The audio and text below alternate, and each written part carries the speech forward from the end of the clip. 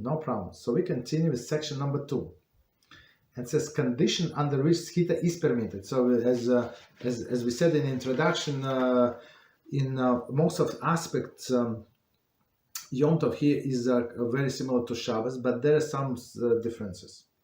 Okay, some leniencies on Yom Tov, because as we said before, on Yom Tov you're allowed to prepare the food from the beginning. It's not like on Shabbos we said no, it have to be cooked in order to continue cooking, and we said how much is cooked, and then we said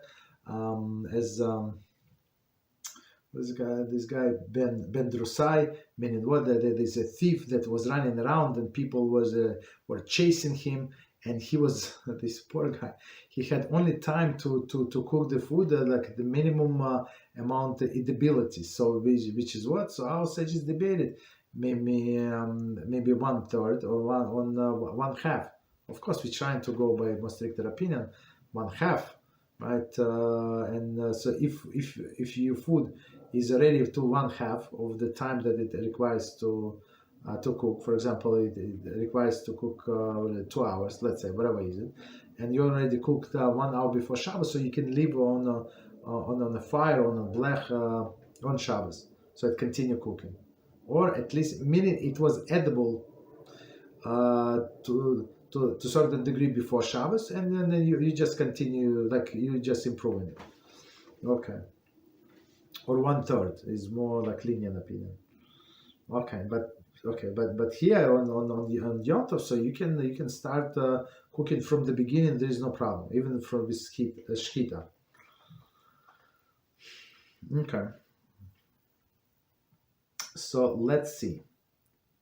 Condition under which Sechitah is permitted. There are certain circumstances, in which Sechitah is permitted. With respect to Shabbos, this condition permits Sechitah only in regard to food other than grapes and olives. With respect to Yom Tov, however, even grapes and olives may be squeezed under these conditions. The conditions are, okay, so stop here and let's try to understand. So we're going into exception, meaning under what circumstances we can do Sechitah. And we said on Shabbos you can do two categories, meaning the fruits that are commonly squeezed, right, and fruits or vegetables that are not squeezed, right. But of course there is some restrictions, at least to the second category. Okay. But on Yom Tov, you can do even the first category, meaning olives and grapes, so which is biblically forbidden. But these are 3 conditions. And on Shabbos as well, we're going to see. A, enhance the food being squeezed.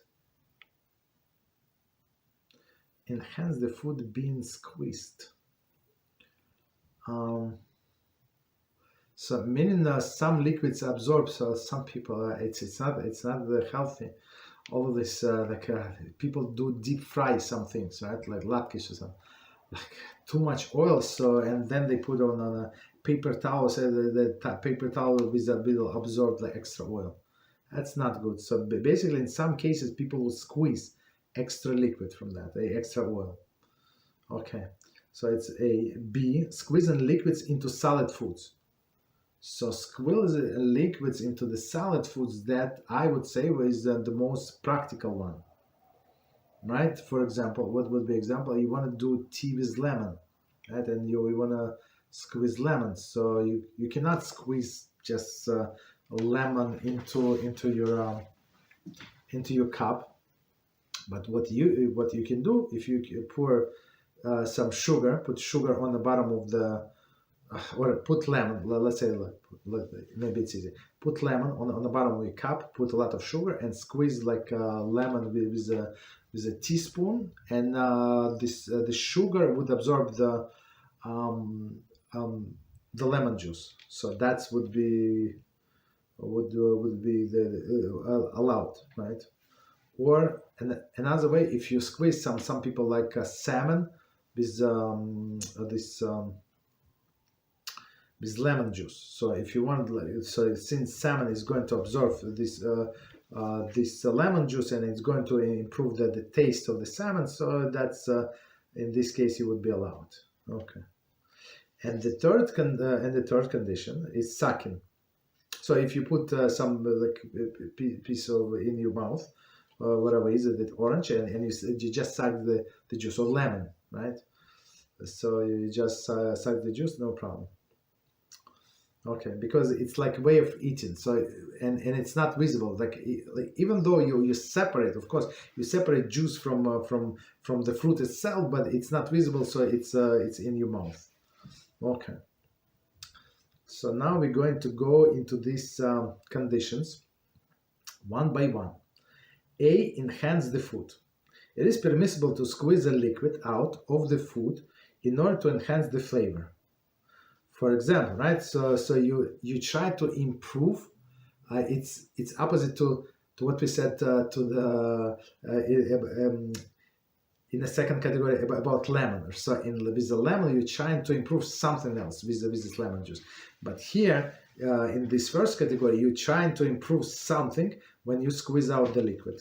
Okay.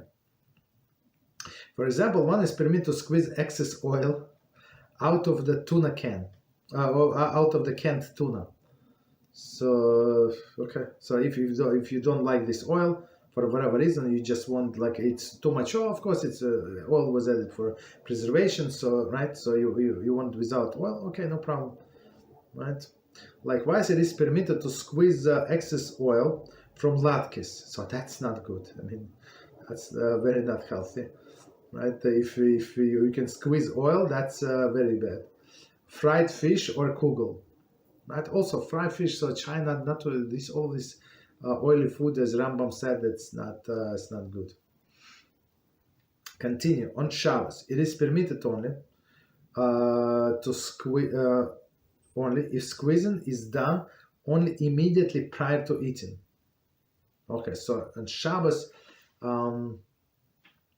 since there are some authorities who would say not to do it, right? But since if it's to improve the food, to improve your enjoyment of Shabbos, so the one who rule leniently, so that they want to go like in a middle way, and they say prior to eating, right?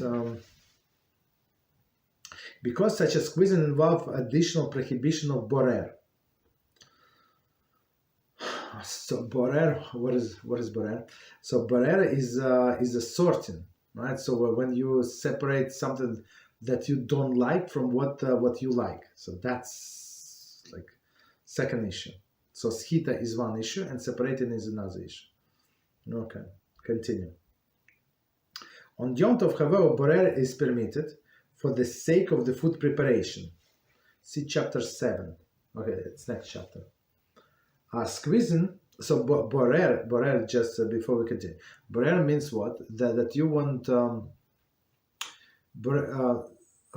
sorting is allowed when you take good from bad, no problem whatsoever. So what is not allowed is bad from good. So the most common classic example would be, so you have a cluster of grapes, and you see that few grapes are actually spoiled. Right? So you're not allowed to take the spoiled grapes, but you have to take only fresh one and eat fresh one and leave those alone, the bad ones. Okay. So good from bad, there is no problem. Bad from good, not allowed.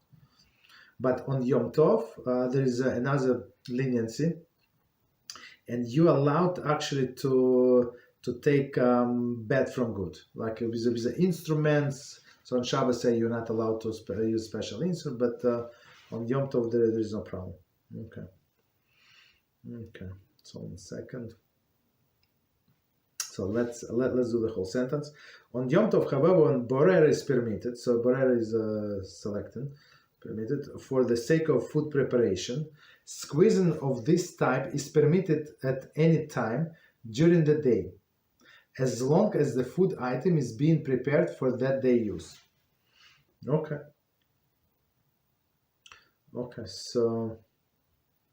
So you can do it any time during the day. So I'm not sure why would we say before the Yes.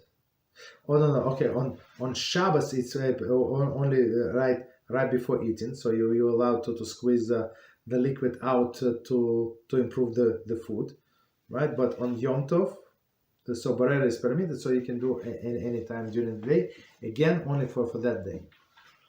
Continue. B. Squeezing liquids into solid foods. So that's our sugar into lemon juice into sugar. There are circumstances in which one is permitted to squeeze out liquid from food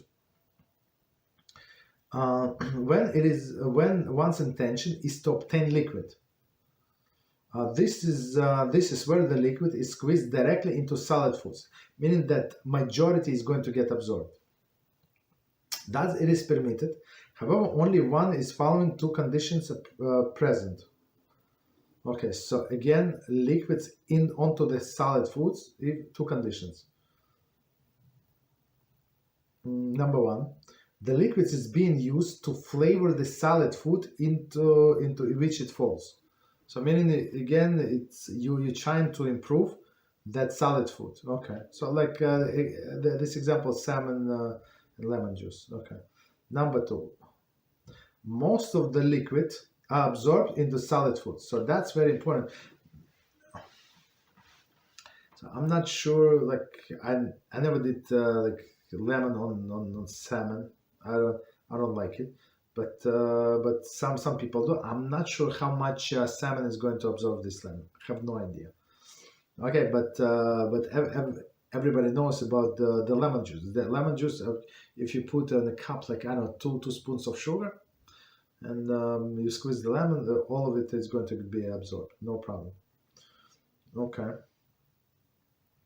Continue. It is forbidden, however, to squeeze liquid onto another liquid, even for flavoring. So that's a big one. So basically on Shabbos, you would not be, or Yom Tov now we're going to learn, you would not be do lemonade, right? You would like squeeze lemon into water or something. Okay. To illustrate, number one may squeeze lemon juice directly onto fish as flavoring. Okay, that's as we said with our salmon. There is no problem. Again, to condition to improve this fish and that most of the juice are going to get absorbed. So meaning what? You cannot squeeze too much. Continue. One may squeeze lemon juice into tea. Apologize. One may not. Apologize. One may not squeeze lemon juice into tea, meaning liquid into the liquid. However, one may squeeze the juice into the spoonful of sugar, provided that most of the juice absorbed by the sugar. Okay, so liquid to liquid is never allowed, right? But into the some like solids, because sugar is a solid and it's going to absorb, no problem. Okay, continue. And number three, we said the sucking. Sucking juice from fruit is not considered form of Sechitah, right? Except, of course, on Shabbos, in case of grapes and olives. So since it is biblical prohibition of extracting liquids from grapes and olives, so this, as we said before, it's biblical. So you're not allowed to do even indirectly and stuff like that, even in your mouth. So, but that's the only restriction. Therefore, one may hold wedge of orange or grape and suck it out the juice. Okay. So meaning we're talking about Yom Tov now. It is permissible to dip the challah in wine and suck it. Okay. However, when doing so, one should be careful to avoid squeezing out the liquid by hand. So as we said, if to put it in your mouth, you can. I'm not sure what is it. Why would somebody do that? I mean, some pieces of challah are going to float in your wine cup of wine. I don't know. Okay. Number three, like section number three, juices that sipped out. So before we continue, any questions before we continue? Actually? Yes. Okay. Say you were pouring out the lemon on top of the fish and a seed fell out. Would you be allowed to move the seed off of the main dish. I didn't get it. Could you say it again? What it was fish and what else was on the plate? Say it again. Sorry. You have the fish in front of you. Yes. And then squeeze the lemon on top of the fish, and a seed falls out from the lemon. Would you be allowed to move the seed aside so that you don't have to eat it, or would you have to eat it with the fish, not to avoid separating? I would say that the more proper to eat it with the fish, but it's not necessary because it was squeezed for permissible reasons. So now you can continue eating. So it was, if it was technically, that's what I said. I'm not sure how this salmon is absorbent. Right. Of course, we know about halachos for sure. You put in. I mean, you can imagine this. So this since it's so porous, so it's going to absorb a lot. But salmon, I'm not sure. So of course, not everything is going to get absorbed, but whatever is fall to the side, you can eat or you can just let it be. Up to you. And also, for having beer on Shabbat, are you allowed to open the can? That's a good question. Yeah, there is no problem. Yes. The problem is opening just for everybody. When you have what is it, the soda bottles or a juice, whatever you have, right? You have this ring around under the cup. So when you open for the first time, you break the ring, and that's what our sages say is an issue, right? So you created a vessel that was not there on Shabbos. So it's like one complete vessel. This this ring with a cup, right? And when you break off the ring, that's an issue. But we're not going to go into it. But so with this we try. Okay, no, we should go. This you should try not to do. So we try to have a habit. Whatever you're going to eat. Drink before Shabbos, so that's what we have on Friday. Friday we put everything on a countertop, right? Like before Shabbos, like 2 hours or so. What we're going to eat this Shabbos? This and that. What are we going to drink? Okay, one juice is not too much to open. So one bottle. So we open everything, wine or whatever we need to open, like all of the containers, whatever packages we open, whatever we need to do. And that's it. So whatever we forgot, it's going to be wait until next Shabbos. Even though there are permissible ways how to open it, but as I said, some suggest if you forgot to open this soda bottle, to take a knife or so, or fork and try to push it the ring over this edge. I mean, that's too much unless you're a very careful person, very strong person. You can poke your eye out. So I would say don't do it.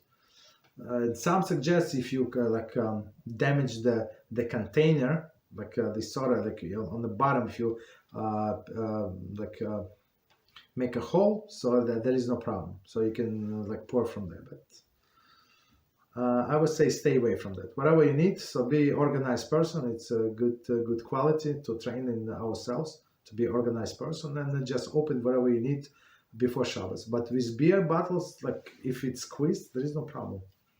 You don't break anything. So it was two separate things, right? Initially, two separate things: bottle and the cup. The two separate things. Okay. Thank you. You're welcome. And even if you need to open, open, there is no problem. Just try not to erase the words, but usually you would not. Okay. Thank you. You're welcome.